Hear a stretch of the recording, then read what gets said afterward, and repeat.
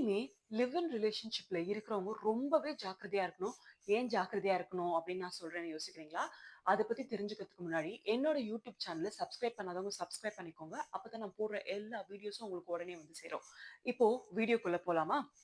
மதுரையில live in ரிலேஷன்ஷிப்ல இருந்த ஒரு தம்பதி, அவங்க ரைஸ் பண்ண ஒரு கம்ப்ளைண்ட்னால, இப்போ லிவ் இன் ரிலேஷன்ஷிப்ல இருக்கிறவங்களுக்கு ஒரு புது ரூல்ஸே வந்து போட்டிருக்காங்க.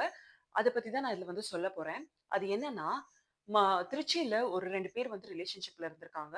அதுல அந்த பொண்ணு வந்து, இந்த மாதிரி அந்த பையன் வந்து என் கூட வந்து கல்யாணம் பண்ணிக்கிறேன் அப்படின்னு சொல்லிட்டு தான் வந்து என் கூட லிவ் இன் ரிலேஷன்ஷிப்ல இருந்தாங்க. நானும் அதனால தான் ஒத்துக்கினேன். அவங்க நிஜமாவே வந்து என்ன கல்யாணம் பண்ணிப்பேன்ற ஹோப்ப எனக்கு குடுத்தாங்க.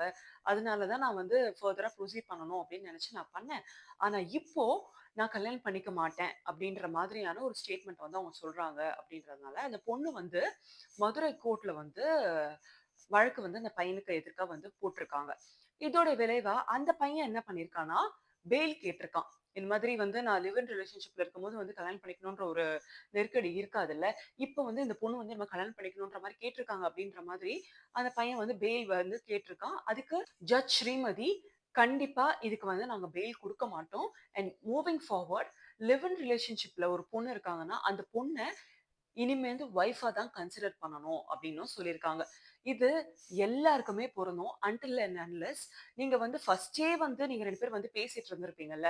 கண்டிப்பா வந்து இது லிவ் இன் ரிலேஷன்ஷிப்பா தான் இருக்க போது. நம்ம மூவிங் ஃபார்வர்ட் நம்ம இது வந்து மேரேஜ் வரைக்கும் நம்ம கொண்டு போறதில்ல அப்படின்ற மாதிரி நீங்க ஃபர்ஸ்ட்டே பேசிட்டு தானே இதுக்குள்ள வந்திருப்பீங்க. ஆனா 2 பேர்ல யாரோ ஒருத்தவங்க வந்து இத அடுத்த ஸ்டெப் எடுத்துட்டு போகணும் அப்படின்னு நீங்க நெனச்சுட்டு, நீங்க இத வந்து கோர்ட்க்கு நீங்க கேஸா எடுத்துட்டு வரீங்க அப்படின்னா, கண்டிப்பா வந்து அவங்கள ஒரு ஹஸ்பண்ட் அண்ட் ஒய்ஃப் மெட்டீரியலா தான் நாங்க வந்து கன்சிடர் பண்ணுவோம். அண்ட் அந்த மாதிரியான ஒரு ஆக்ஷன்ஸ தான் நாங்க எடுப்போம் அப்டின்னும் சொல்லியிருக்காங்க. லிவ் இன் ரிலேஷன்ஷிப் இப்ப தான் வந்திருக்கா அப்டின்னு கேட்டீங்கன்னா, கண்டிப்பா கிடையாது. இது மகாபாரதம் காலத்துல இருந்தே வந்து இருக்கு அப்டின்னு சொல்றாங்க. ஏன்னா கந்தர்வா மேரேஜ் அப்டின்றது அப்பவே வந்து ஒரு மியூச்சுவல் அண்டர்ஸ்டாண்டிங்ல ஒரு கல்யாணமே பண்ணிக்காம 2 பேர் வாழ்ந்துட்டு இருந்தது வந்து அப்பத்துல இருந்தே வந்து இருக்கு. ஆனா, இப்ப தான் வந்து புதுசா வந்த மாரி நம்மள நெறைய பேர் வந்து இது வந்து செலிப்ரேட் பண்ணிட்டு இருக்காங்க. ஐ மீன் லிவ் இன்ல இருக்கிறவங்க நெறைய பேர் வந்து செலிப்ரேட் பண்ணிட்டு இருக்காங்க. பட் இத அட்வான்டேஜா எடுத்து ஒரு சில ஆம்பளைகள் இத வந்து மிஸ்யூஸ் பண்றாங்க. இந்த மாரி வந்து எப்படி இருந்தாலும் வந்து லிவ் இன் ரிலேஷன்ஷிப்ல இருக்கும்போது ஒரு பொண்ணுக்கு தான் வந்து அவளுக்கு வந்து பிரெக்னன்ட் ஆவறதோ, அந்த மாரியான கான்சிக்வென்சஸ்லாம் வந்து இருக்கு. அதனால இதனால நெறைய வந்து நான் உனக்கு கல்யாணம் பண்ணிக்கிறேன். இல்லன்னா இது பண்றேன், அது பண்ற மாரி ஒரு ஃபேக்கான ஒரு ஹோப்ப குடுத்து, அந்த பொண்ண வந்து இந்த மாரி எமோஷனலா வந்து டவுன் பண்றாங்க.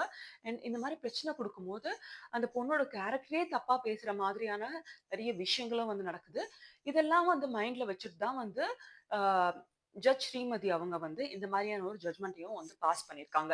இப்போ இது வந்து பொண்ணுங்களுக்கு மட்டும் தான் இது வந்து அப்ளிகபிள் அப்படின்னு கேட்டா, கண்டிப்பா கிடையாது. பசங்களும் வந்து பொண்ணுங்க வந்து இந்த மாரி இருக்காங்க அப்படின்ற மாதிரி, அவங்களுக்கும் ஒரு வேள அந்த லிவ் இன் ரிலேஷன்ஷிப்ல அடுத்த ஸ்டெப் எடுத்துட்டு போணும்னு நெனச்சாங்கன்னா, கண்டிப்பா அவங்களும் வந்து இந்த மாரியான ஒரு கேஸ வந்து அவங்க போடுறதுக்கான வாய்ப்புகள் வந்து நெறையவே இருக்கு. ஏன்னா, ஃபேக்கான ஹோப்ப குடுத்தோ, இல்ல ஃபேக்கான எந்த விதமான ஒரு ரிலேஷன்ஷிப்லயும் வந்து யாருமே இருக்கக்கூடாது. இது வந்து ஒரு நல்ல ஒரு எக்ஸாம்பிளா இருக்காது அப்படின்றது வந்து நெறைய மக்களோட ஒரு கருத்தாவும் இருக்கு. ஏன்னா, என்னதான் வந்து இப்ப நம்ம மாடர்னா மாறிட்டாலோ, இல்லன்னா ஓகே கல்யாணமே வேண்டாம். நம்ம சிங்கிளாவே இருந்துக்கலாம். இல்லன்னா இந்த மாரி லிவ் இன் ரிலேஷன்ஷிப்ல இருக்கலாம் அப்படின்னு நம்ம சொன்னா கூட, நெறைய பேரண்ட்ஸ்னால இத வந்து ஏத்துக்க முடியறதில்ல. இப்ப வரைக்குமே வந்து ஏத்துக்க முடியறதில்ல. அது வந்து நம்ம தப்பு சொல்ல முடியாது. ஏன்னா, அவங்க வாழ்ந்த சூழ்நிலை, அவங்க இருந்த சிச்சுவேஷன்ஸ் வந்து வேறையா இருக்கும். ஒரு சில பேருக்கு வந்து அது வந்து நம்மளுக்கு கரெக்ட்டா இருக்கிறதுன்றது வந்து இன்னொருத்தவங்களுக்கு வந்து ராங்கா தான் இருக்கும். அத நம்ம வந்து அவங்க ஜட்ஜ்மென்ட்டையோ, இல்ல அவங்க மைண்ட் செட்டையோ வந்து நம்ம திணிக்க முடியாது. அதனால இது வந்து ஒரு புரொடெக்ஷன் ஆக்ட்டா தான் வந்து நான் பார்க்குறேன். எப்படி இருந்தாலுமே ஒரு லிவ் இன் ரிலேஷன்ஷிப்ல இருக்கும்போது 2 பேருக்குமே ஒரு மியூச்சுவலான ஒரு அண்டர்ஸ்டாண்டிங் இருக்கும். 2 பேருமே அவங்களோட bad days and good days 2மே வந்து பார்த்திருப்பாங்க.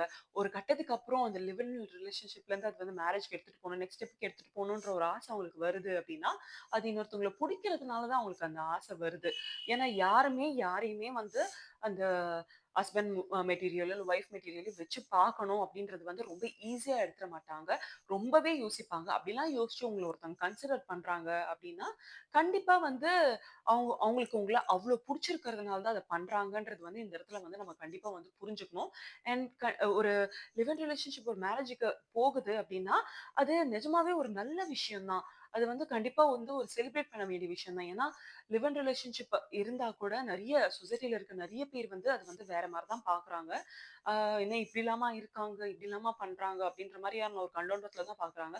ஆனா, அந்த மாரியான ஒரு ரிலேஷன்ஷிப் இந்த மாரியான ஒரு கட்டத்துக்கு போகுது அப்படின்றது வந்து நிஜமாவே ஒரு நல்ல விஷயம் தான். இதனால யாருமே யார் மேலயும் வந்து ஒரு திணிப்புன்றத வந்து வைக்கவே வைக்கக்கூடாது. அண்டர்ஸ்டாண்டிங் ரொம்பவே முக்கியம். என் இப்போ இதனால அவங்க கோர்ட்ல கூட அவங்க வந்து என்ன சொல்றாங்கன்னா, நீங்க முன்னாடியே பேசிட்டு இருந்தாலும், அதுக்கப்புறம் உங்களுக்கு இந்த மாரியான ஒரு தாட் வந்துட்டு, நீங்க அவங்க கிட்ட அப்ரோச் பண்ணி அவங்க வந்து வேண்டான்னு சொன்னா கூட, நீங்க இந்த மாரி வந்து கோர்ட்க்கு வந்து நீங்க வந்து பெயில் கேட்டாலோ, இல்ல நீங்க நீங்க அவங்க மேல வழக்கு போட்டாலோ, நாங்க இத வந்து ஒரு ஹஸ்பண்ட் அண்ட் ஒய்ஃப்குள்ள இருக்கிற ஒரு ரிலேஷன்ஷிப் அது வந்து செப்பரேட் ஆகுது. அந்த மாரியான ஒரு கண்ணோட்டத்துல தான் நாங்க வந்து பார்ப்போம் அப்டின்னும் சொல்றாங்க.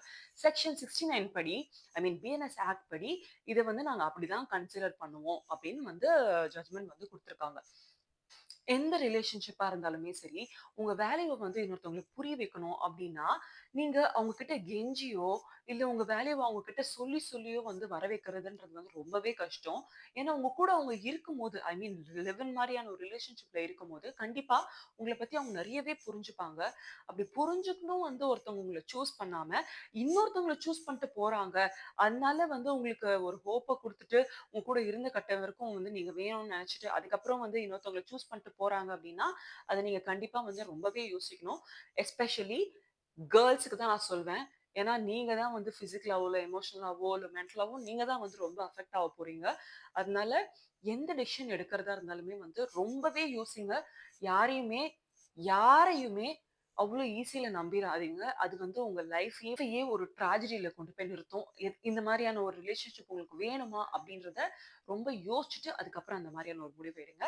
இந்த மாரியான புது ரூல்ஸ் வந்திருக்குன்னே தெரியாம இருக்கிற உங்க லிவ் இன் ஃபிரெண்ட்ஸுக்கும் அண்ட் உங்க ஃபேமிலி அண்ட் ஃபிரெண்ட்ஸுக்கும் இந்த வீடியோவ ஷேர் பண்ணி விடுங்க. அண்ட் வேற எதனா விஷயத்த பத்தி நான் பேசணும்னு நீங்க நெனச்சீங்கன்னா, நீங்க கமெண்ட் செக்ஷன்ல சொல்லலாம். இல்லன்னா என்னோட பெர்சனல் ஹேண்டிலான காயமேடின்ற இன்ஸ்டாகிராம் அக்கவுண்ட்க்கு நீங்க எனக்கு டிஎம்மும் பண்ணலாம். நான் கண்டிப்பா அத பத்தி எடுத்து பேசுவேன். அண்ட் என்னோட யூடியூப் சேனல சப்ஸ்கிரைப் பண்ணாதவங்க சப்ஸ்கிரைப் பண்ணிக்கோங்க. அப்பதான் நான் போடுற எல்லா வீடியோஸும் உங்களுக்கு உடனே வந்து சேரும். Thank you.